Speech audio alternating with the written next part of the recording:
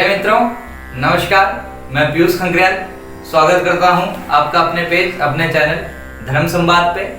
आशा करता हूं आप सभी स्वस्थ होंगे, कुशल होंगे और अपने घरों में होंगे। दोस्तों, आज का मेरा विषय पुरुषोत्तम मास के ऊपर है और जैसे कि आप सभी को पता है कि इस वर्ष जो है अधिक मास पड़ रहे हैं और कई सारे मेरे से जुड़े मेरे सब्सक्राइबर, मेरे व्यूअर्स को इन मल मास के बारे में जानकारी नहीं है। तो आज मैं आप लोगों के सम्मुख लेकर के आया हूं मल मास की जानकारी, जिसमें मैं आपको बताऊंगा कि ये मल मास कब से कब तक है, मल मास क्यों आते हैं और हमें मल मास में क्या करना चाहिए और क्या नहीं करना चाहिए। लेकिन उससे पहले मैं आप सभी से निवेदन करता हूं कि जो भी मेरे चैनल में नए हैं वो कृपया चैनल को सब्सक्राइब कर ले। वीडियो अच्छी लगे तो अपने दोस्तों के साथ और रिश्तेदारों के साथ शेयर करना ना भूलिएगा। तो दोस्तों, सबसे पहले मैं आपको बताता हूं कि ये मलमास जो है ये कब से प्रारंभ होगा और कब तक ये रहेगा। जैसे कि आपको पता है वर्तमान समय में अभी पितृपक्ष चल रहे हैं और 17 तारीख को अमावस्या है। 17 तारीख को अमावस्या जो है वो शाम के 4:30 बजे तक है। यानी कि 17 तारीख को अमावस्या के दिन जब अमावस्या खत्म हो जाएगी तो उस समय जो है पितृदेवता अपने अपने लोकों में यानी कि पितृलोक में चले जाते हैं और उसके बाद से जो है 4:30 बजे के बाद से मलमास प्रारंभ हो जाएगा। यानी कि 17 सितंबर को सायं 4:30 बजे के बाद इसका आरंभ होगा और ये ठीक रहने वाला है 16 अक्टूबर तक। यानी कि 17 सितंबर शाम से और 16 अक्टूबर तक ये मलमास रहने वाला है। अब जानते हैं कि ये मलमास जो है ये क्यों पड़ता है। सबसे पहले तो आपने हिरण्याकश्यप की कहानी सुनी होगी, जिसने भगवान से वरदान लिया था कि ना तो वो दिन में मरे, ना वो रात्र को मरे, ना वो अस्त्र से मरे, ना वो शस्त्र से मरे, ना वो तीनों लोगों में मरे। तो उसी में से एक वरदान उसका ये भी था कि वो 12 महीनों में ना मरे। तो भगवान ने इस हिरण्याकश्यप नाम के राक्षस को मारने के लिए, क्योंकि एक शर्त उसकी ये भी थी कि वो 12 महीनों में ना मरे, तो भगवान ने उसे मारने के लिए पुरुषोत्तम मास यानी कि जो 13वां महीना है उसका निर्माण किया और पुरुषोत्तम मास में ही हिरण्याकश्यप को मारा। इसकी कहानी आपने सभी ने सुनी होगी और बहुत प्रचलित है हमारे भारत में ये कहानी। इसका ज्योतिषी कारण क्या है? देखिए दोस्तों, एक वर्ष जो होता है वो 365 दिन का होता है। इसमें जो है 2 अयन होते हैं, एक होता है दक्षिणायन और एक होता है उत्तरायण। फिर इसमें आती है 6 ऋतुएं और 6 ऋतुओं के बाद जो है मास आते हैं। अब महीने का आकलन हमारे ज्योतिष शास्त्र में मुख्यतया 2 प्रकार से है, एक तो सौर मास के अनुसार और एक चंद्रमास के अनुसार। तो जो चंद्रमास होता है उसमें 2 पक्ष होते हैं, एक कृष्ण पक्ष और शुक्ल पक्ष।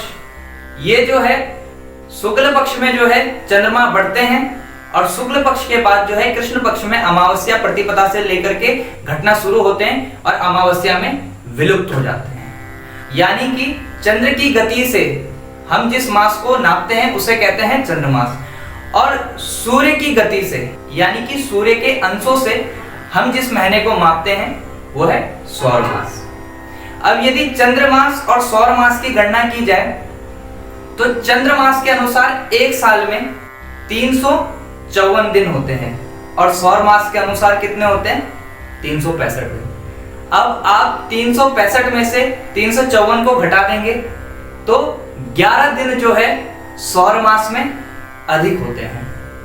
अब हर साल 11 दिन यदि सौर मास में अधिक होंगे तो आप ये लगा लीजिए कि 10 साल के बाद जो है 11 दशाएं की 110 यानी कि 110 दिन हमारा सौर मास आगे चल जाएगा और इनमें जो है 2.5 से 3 महीने का फर्क आ जाएगा। तो इसी सामंजस्य को बैठाने के लिए, यानी कि सौर मास और चंद्र मास में जो है सामंजस्य बैठा रहे और इनमें ज्यादा फर्क ना पड़े, तो उसके लिए ही जो है मल मास की व्यवस्था की गई। अब जो है ये मल मास हर तीसरे वर्ष में पड़ता है। यस्मिन् मासे न संक्रांति संक्रांति द्वयमेव वा मल मासे सविज्ञेयो मासे 63 भवेत्। अर्थात जिस माह में सूर्य संक्रांति नहीं होती वह अधिक मास होता है। और ये मल मास का निर्धारण कैसे होता है, तो वह आपने श्लोक में सुन लिया। यानी कि जिस महीने सूर्य अपना राशि परिवर्तन नहीं कर पाए, यानी कि जिस महीने संक्रांति ना आ पाए, तो उस महीने को मल मास कहा जाता है। अब दोस्तों ये तो आपको पता चल गया कि मल मास कब से कब तक है और क्यों ये मल मास पड़ता है। अब हम जानते हैं कि इसका नाम पुरुषोत्तम मास क्यों पड़ा। एक बार दोस्तों ऋषि मुनि और विद्वानों के द्वारा मल मास का तिरस्कार कर दिया गया। तो मल मास जो है ये काफी मायूस होकर के भगवान विष्णु के पास गए, वैकुंठ धाम में गए और वैकुंठ धाम में जा करके भगवान विष्णु से इन्होंने कहा कि प्रभु आपने ही मुझे बनाया और आपने ही मुझे पराया कर दिया, आपने ही मुझे स्वीकार नहीं किया।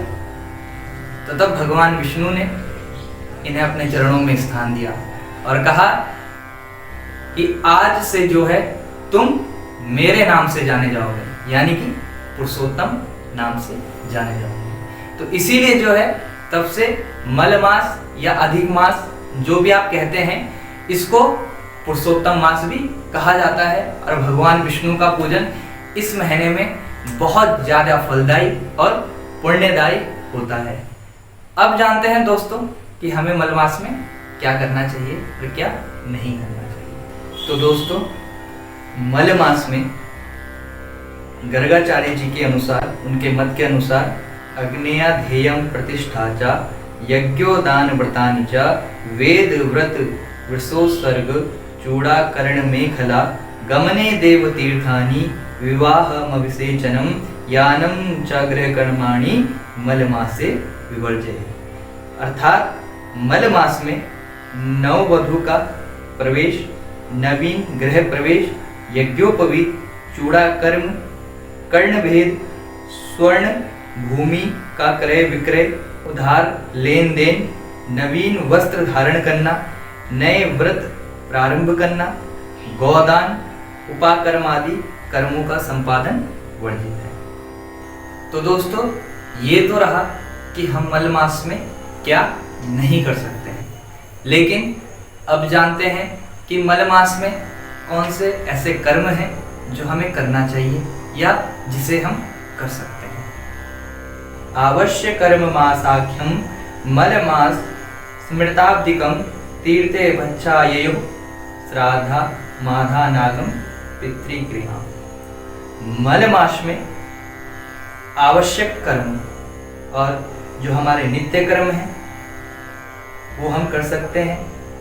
श्राद्ध कर्म और पितृकर्म हम कर सकते हैं। इसके साथ साथ जो है अन्नप्राशन इत्यादि कार्य कर सकते हैं। अब दोस्तों इसके अलावा मल मास में हमें और क्या क्या करना चाहिए, क्या क्या हम मल मास में कर सकते हैं। तो दोस्तों पुरुषोत्तम मास जो है वो भगवान विष्णु का मास है। जैसे भगवान भोले शंकर का श्रावण और माघ है, माँ भगवतियों का नवरात्र होते हैं, पितरों के पितृपक्ष होते हैं, वैसे ही जो है भगवान विष्णु का यदि कोई पावन और सबसे प्रिय मास है तो वो है पुरुषोत्तम मास।